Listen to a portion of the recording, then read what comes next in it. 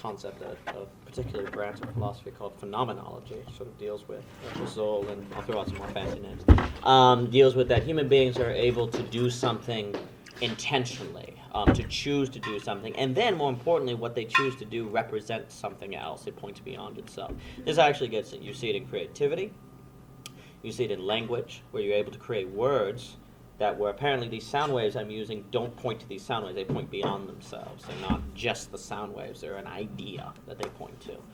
And it's not by chance God is a creator. God is the Word. You see sort of what is most human is also really sort of prevalent characteristics by which we refer to God. And if you're made in the image of God, that makes a lot of sense.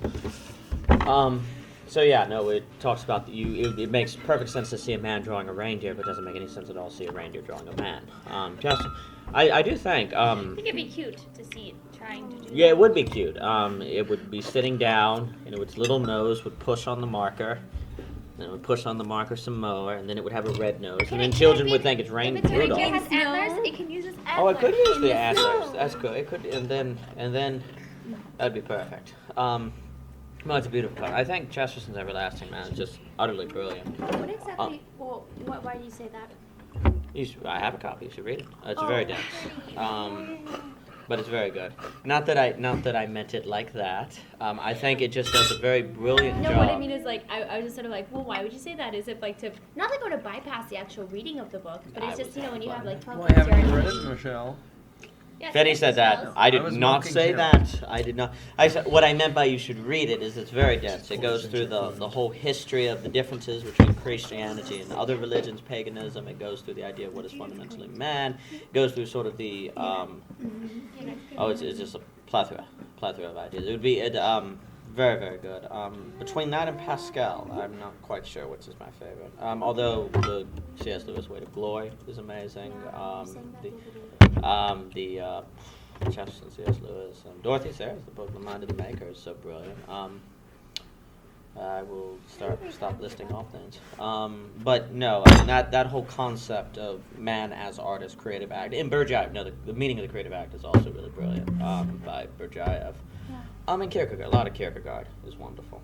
A lot of it is wonderful, which I've finally got an essay collection. And I hope to do something about What's it. wonderful about it, since I haven't read Kierkegaard? Kierkegaard, like Dostoevsky, is sort of identifying the Christian in opposition or contrast to the modern state. Him writing 1870s, 1880s. Right, and he's kind of one of your founding fathers of existentialism, which is a very individual-focused philosophy and how to make the most of the individual. One could almost say Nietzsche would be the opposite of Kierkegaard. Both react to the same thing, but one takes it in the Christian direction, other takes it in the atheist direction. Kierkegaard is also, the person you would also put with Kierkegaard would be Berdyaev and another Russian name I can't say, and you get some Dostoevsky in there as well. Kierkegaard's very good because he really sort of talks about the idea of the value of the individual, the idea of the value of freedom, really sort of the idea of what it exactly means when you have despair, as we talked about on the Walker Percy book. Walker Percy loved Kierkegaard. And the things like that. And Chesterton sort of picks up where Kierkegaard left off as well. I think the works of love by Kierkegaard are very good, where he talks about what do you mean by love, and he's going to draw the distinction between what the world calls love, what the Christian calls love, which is a very important distinction because he wants to show out. He shows how. What is I? Oh, I don't mean to keep cutting you. He shows how the state will use love as a manipulative factor to say, well, don't you love your neighbor? Aren't you going to take care of them? So we're now going to force you to take care of them. Which very much like, Satan and the Temptations, he uses Bible verses, but in twisted ways. He's like, well, didn't God say that he would do this? And all the devil's doing is using God's own word, but telling Jesus to interpret God's word in a way that goes against God's will. It's kind of like when you're saying how God's word has authority in so much as God has authority. So it's like if they simply just become words if they're being used against the essence and the spirit of God. You know what I mean? Oh yes. Like to take brilliant book on hermeneutics, which is sort of ways you read the Bible by N.T. Wright when he talks about the authority of Scripture, and also another really good one by Scott McKnight called The Blue Parakeet. It's really cute. He talks about the idea that when you say the authority of the Bible, it's a shorthand for the authority of God through the Bible, which is a very important distinction. Because what it sort of means is the authority of the Bible comes from the meeting of the Holy Spirit of one reading it and the fact that it's the Word of God, and these come together to create this sort of really hypostasis or supernatural phenomenon where, you know, you read the Bible and suddenly that jumps out at you, this jumps out at you. It's not just reading a book, it's very, very different. It's very active. However, if, you know, the Spirit is dead, it might as well be the Upanishads, the Mahabharata. So there's this thing that's going on where it's both. I mean, without question, the demons know the Bible unbelievably well, but they don't have the Spirit. So when you talk about the authority of the Word, it's coupled together with the authority of Jesus and the authority of the Spirit. What Kierkegaard recognizes is that the state uses the Bible in twisted ways. Well, that's what I was gonna say, And like the crowd, or the modern church at that time, uses it in twisted ways for people's own ends versus, you know, the ends of Christ, the ends of God. And this does get into the value of why it's important to read the Bible and to want to understand how it works. Otherwise, it can delve and be like, well, doesn't it say in Isaiah, Jesus, that, you know, you're going to come and take over? So if you really are, just jump from this tower and prove to it and just do what you said you were going to do, is in essence what he tempts. But by the devil's terms and not God. Karl Barth said that all the devil wanted was a tip of the hat. And that's all, just wanted a tip of the hat. But that's giving him that's too much. Yeah, Exactly. There's no compromises, you know. You can't compromise. Very much so. No compromise. Because perfect goodness, if it gives the smallest of inches, is no longer perfect. The distance between perfect and 0.0001 of imperfection is the difference between perfect and imperfection. So you can't have that level of compromise. So yeah, I mean, that's why I would really value Kierkegaard and Bergaya as well. And that is outstanding. His cake is outstanding. His coffee and all of you wonderful people are outstanding. So I would say that would be sort of a really, like, a very good project that Kierkegaard does. He also has a very good analysis that I haven't read, I hopefully will, in his book Fear and Trembling, on the story of Abraham and his son. And it's very powerful, it's supposed to be. So we'll see. So yeah, I got into Justice and Everlasting Man. You're talking about, so what's quintessentially human are acts of intentionality. One can say thinking as well, where if I'm sitting here and I'm choosing to think about, say, Paris, okay, there is no stimuli that I react to that makes me think of Paris. I just, by my own volition, picture that. That's remarkably human. Nothing else can do that. And that kind of gets into what is consciousness and et cetera, et cetera, et cetera, et cetera. And also the very ability to retain memories and to be able to read a book and to see something. You have that mind eye. If you read Lord of the Rings, you're not just sitting in your room reading the Lord of the... You're there in that world. That is the sort of really kind of in many ways a spiritual sort of transportation where you're somewhere else while you're somewhere else, as quintessentially human and remarkable. So Chesterton, you know, because he's dealing at a time where people are, you know, with the Darwin and all of that, where man is just an animal. And so he's sort of fighting against it. He said, no, the more you try to look at man, Husserl, right, Husserl brilliantly with the idea, the more you try to look at man as an animal, the more ridiculous the concept seems. Like, actually, don't deny that. Try to look at him as an animal. Then you'll see. That doesn't quite work. Man most certainly has animal characteristics, but to say it's just that would be erroneous. Of course, you're going to see similarities between all of God's creations because they're all made by the same creator. Yeah. You always see stylistic similarities between that. An artist, you see similarities between the characters of Dostoevsky and the characters of any book by the same person. This food is remarkable. But the Hutzer is probably...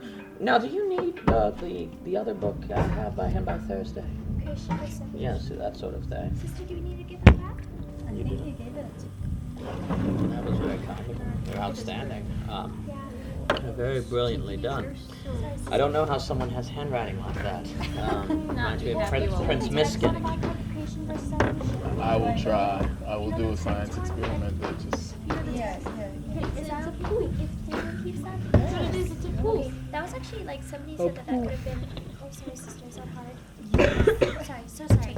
But somebody looked at it and said that could be a master's thesis. Oh, well, wonderful. I'm Because sure. it's that in depth. It's that. Well, good. you I know. like those things. So I will read it. I just did not finish the commentary. It's Oh, So yeah. I'll get to that quickly. That's very good. So anyway, and again, like when we talk about the creative act, this whole nature of this sort of conversation you're having on having to balance rest and work. What creature does this? What finds itself having to find dichotomy, has to make thesis and antithesis, a synthesis. Nothing. That sort of intentional living where you balance these things together, which you can only do with the spirit ultimately, is quintessentially human. And that's why it's very important to participate sort of in it, and also gets into the validity and value of the Cacophony. not cacophony, the value of. Thank you. I'm like, There was a more complicated word I was looking for that. This cake's amazing. Value of what? Cognition, was that the word? Contemplatio. No, it's not good. Interesting fact, the word contemplation comes from the word that means to trace out a square in the sky, an area of the sky, and to paint it. It's beautiful, right? So like the word, well, like you look up, like you're sitting with your board to paint. You look up at an area of the sky and paint it. That's where the contemplation. contemplation, like that's the root, that act is the root of that word, which I always think is remarkable. So to take divine and make it something material, not to make it less than divine, but so you can actually understand it. Beautiful use of the word, beautiful word, and things like that. But Mr. Hankins, I think I stole from you whatever you were trying to talk about. I just robbed it. You're probably used to that. You're probably very used to that. Now that I've had the super coffee, we're good. Mr. Hankins, what was your main topic of discussion tonight? Well, mainly rest in work. So Oh, today was stained glass night. Sure was. we're still staining the glass. What's going on right now, Manya? Welcome. Thanks for coming. Just mainly this idea of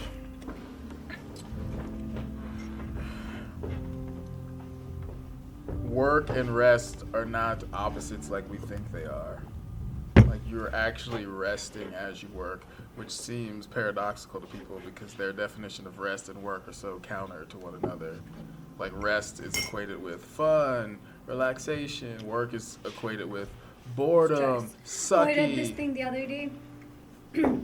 When you're working hard on something you don't care about, you're stressed. But if you're working, working hard, but working hard on something that you don't care about is stress. Working hard for something you care about is passion. Yeah. I remember I was in 6th grade and we were doing like Taoism, Confucianism, and they did that Confucius quote. It said, pick a job you love and you'll never work a day in your life. I don't know what it was, but instantly something clicked in me. I was like, that's brilliant. Like I was only in 6th grade, but I knew, I was like, that's genius. And I think it's that mentality. If you're working at a job that you actually are in love with, you're not actually working. It never crosses your mind like, oh, I gotta, yeah, like I don't have, you never cross your mind like, oh, I gotta finish this. It's like, I don't want this to end. When you truly love something, you want it to continue on. And it's just like if you're in a relationship with a person, you're not like, all right, time to hang out with Daniel. We got 3 hours. Let's get our time in. I got some stretches in. It helped. Yeah. Yeah, it's like, yeah. It's like, what if I saw my time with Daniel as like, okay, well, all right, I did an hour and a half with Daniel, and so I don't feel like, I'm good for today. yeah, like I wanna, maybe if I get another hour and a half in tonight, I get my quota. I won't have to see him tomorrow. Maybe if I get into 15 minutes on Thursday. I just keep looking at my watch. I'm like, just keep looking at the watch. It helps. So yeah, when you're obligated to something, you want it to be over with. That's what I was saying about, like, I think work and creativity So sweet. are like, work and Creativity almost needs to be defined where your work and rest collide. yeah, well, it's like work is necessity. Creativity is work plus non-necessity. It's because when you work, say like Michelle was saying, say we have to eat food, right? So I'm gonna put together all these ingredients. I'm being creative, but it's not like, ooh, like if you're just making a regular meal, something to satisfy the human body to stay alive, there's not really a whole lot that needs to be done. You can get some bread and get some water. It's not really creative. It's creative in the sense that you have created a meal, but it's not creative in the way we think of That's a someone fair who's. distinction. And so then, but now somebody who's going to be like a chef, a culinary artist, they do things to food that aren't necessary, that make you say, like you said about this cake, like, oh, this looks great. This is like, she put all of these different layers of coffee and This cake is things. brilliant. She didn't need to do that. She could have given you a Brilliant. cake that was just, I didn't know I didn't Yeah. know cakes like this existed. Like, I thought they were dreams, like you read about and you go, oh, look at that picture. Too bad it's made of plastic. It isn't real. But yeah, absolutely. so when you eat a meal, you don't really have a choice. Because when you're making Right. food for sustenance, you have no really choice. But when you're making food that is not only sustenance but also an experiential part of life, you choose to do that. No one says, hey, put an extra little dollop of icing on there. No one says, hey, make that cake in the shape of Right. something. You choose to do. All those things are choices. Creativity is a choice. Right. Work in the sense of making things just for the sake of sustaining life is not a choice. It is a choice overall. You don't have to make food. You can die. But if you want to stay alive, it is a choice / not really a choice. What were you saying, Mary Lace? It's like, love is worth it because we choose, Yeah. someone was obligated to love you, it wouldn't be really as enjoyable and as life-giving. But someone that says, I choose to love you, their choice is what makes it that much more powerful. Oh, That much more absolutely. life-giving. I mean, situations where people are quote unquote obligated to love someone as if you're born into a family. You're obligated to love your mother and father. But you're still And there's an interesting choice that every human being that's alive is thus thrown into making. Will they, on top of that obligation, then choose to love them? Right. As you're all obligated to exist because God made you, but that doesn't mean you have to love Him. You make that choice. Families that don't move from obligation to choice fall apart and are miserable, and they're not very happy. They might be, but they're not as happy as they could be. The more you choose to love those loves that you're obligated to participate in, the more they become meaningful, and the more they become wonderful and dynamic and on fire. So most certainly, obligation is not enough. And that especially applies to people who you're not born into a relationship with. It has to be a choice. Because obligation, and that's another example of why God chooses to give man free will rather than to force obligation. And there's nothing more. There's no other layer that can go on to it. It's like layers of a cake with your family. Yeah, you're obligated to participate in their lives, but you choose if you take it the next step, like the cake you were saying, exactly like the cake. You choose to add some intentionality to it. And to the degree you add intentionality to it is to the degree it becomes more meaningful. And I think, that also gets into the problem. If the artist is creating because he has to be an artist, it's like obligated, it loses all of its meaning and all of its flair. But the moment, maybe an artist is hired and has to do it, so there's an obligation there. But on top of that obligation has to come an intentionality to make something that the artist finds meaningful. Maybe no one else will, but they do. And at the end of the day, that's what matters. Like, it was a lot. Yeah, I mean, I've been writing a lot lately about just the idea of being and how you really have no idea. I mean, you really have no choice to be as a human being. You're here. It's a necessity. You can't escape it. But what you can escape is what you do with that. You can choose to literally sit in one spot for the rest of your life. Don't eat, don't drink water, and just die and shrivel up. Or you can choose to get up and do something as simple as clean up the kitchen. Okay. Or you can choose to do something like go get some kind of education, some kind of wisdom, and change the world with the knowledge that you've acquired. So that's the same thing with work and creativity. It's, to me, it's interesting. I think creativity is kind of like a rest. It's like work, like I said, you can't avoid it. It has to be done. Creativity, which is a kind of work, it's what's the word I would use? Creativity is a work, but you don't I can leave have to do so I it, can stay with which my is what family. makes it fun. It's like art. You know, you don't have to paint a painting. You don't have to paint a painting, but it does require effort. Oh yeah. So you are working, but it's like the creativity and the work cancel one another out. Mm-hmm. It's like by the time you're done painting, your effort has said, hey, I didn't really take part in this because it wasn't really, I didn't need to do this. Oh yeah, the same can said with your obligation to your family relations. Once you choose to it, the obligation is forgotten. You're like it's an old wineskin that just sort of goes But then away. we talked about how like you could fall into stagnancy. Yes, absolutely, and that's why it has to be a perpetual sort of journey. But likewise, I mean, if you, I would say the choosing to love your family versus just loving them because you're obligated to, which almost love isn't the right word, is an active, perpetual choice that has to be made. As in loving God, you know, you exist, so you're obligated to exist under Him. But you choose on if you participate in it, if you love Him, and you do that each and every day. The moment you stop, it's stagnant. I mean, one could almost say the moment, you know, you live until the moment you, if you, to use a graphic example, commit suicide. At that moment, it's like it never happened. Excuse me, it's totally negated. And that would be stagnancy. Like, if one day you decide, I'm not going to love my family up anymore, it's as if you never loved them. The moment that day comes. Because you forget. Like, all of those positive memories are suddenly transformed into bad memories, things that sort of Well, also in this sense of like, well, that those good memories are used as a like, man, wish it were like that. Oh, You yeah, know, that's like, very possible. Which is Absolutely. has still sort of a negative taint of like, wish it could be Right, that way. they become you know negative, What I mean? they Now they become become negative only in that they're it's the absence of them. Correct. Which is the same as it's a privation, which is evil. Correct, absolutely. Or like which evil is a privation. Oh yeah, absolutely. So there is this having to actively do it every day to choose and to participate. It's not because the moment you stop or choose against it, it's like you never chose in favor of loving your parents.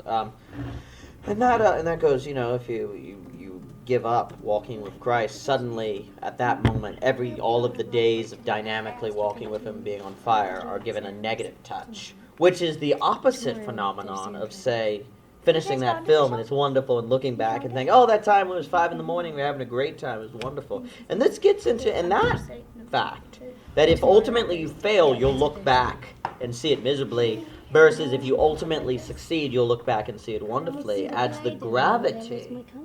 That adds quite a gravity to undertakings and really should motivate one to say, I'm not going to live for regret. Regret is the instant suicide of the soul, Try in a not to way. keep eating it. You have to work to the goal. You have to. Whether it takes 10 years, 100 years, what have you, it doesn't matter. Because at that point, you will reach back and everything will be nil. I need to Yeah. study. Because The if I other, study before like I the other sleep, my thing, brain can't So retain. stop. is like And then you can see considering how, that like, God, absurd God There Himself isn't is that. rest. Exactly. Like finding rest, The ganache is because God's What is the nature ganache? is He rest. is Sabbath. That's right. So you, No, because you can that's draw a not- line right down the That's middle, really good thing. and you can have the exact same thing on both sides.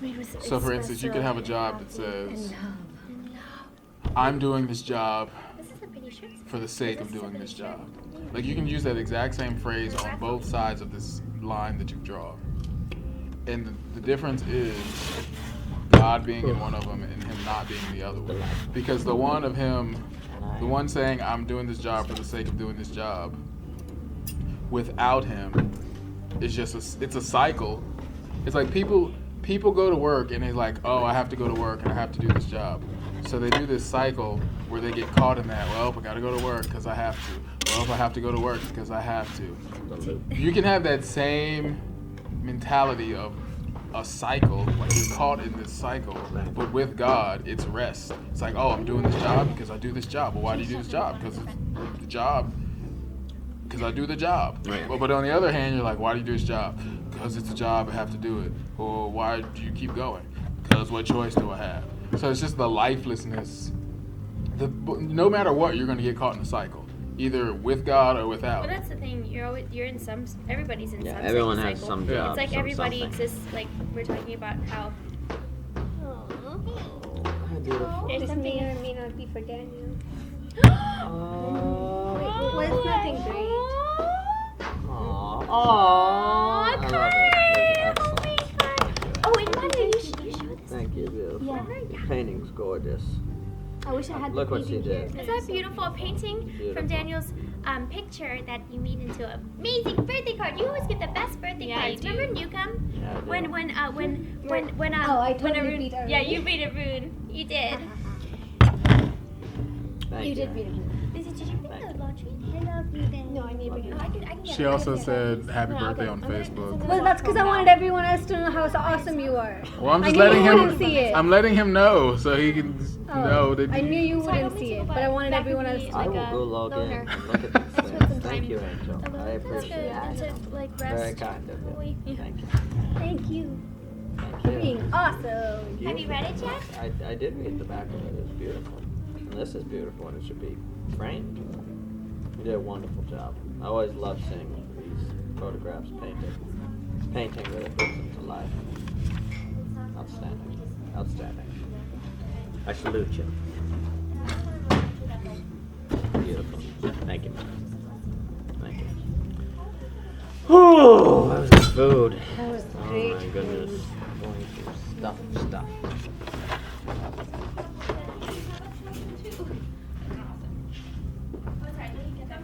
So, in closing, ladies and gentlemen, listening audience of stained glass, work to do something you love, and love to do something that works, and you will find rest everlasting in each and every moment of each and every day. Good night.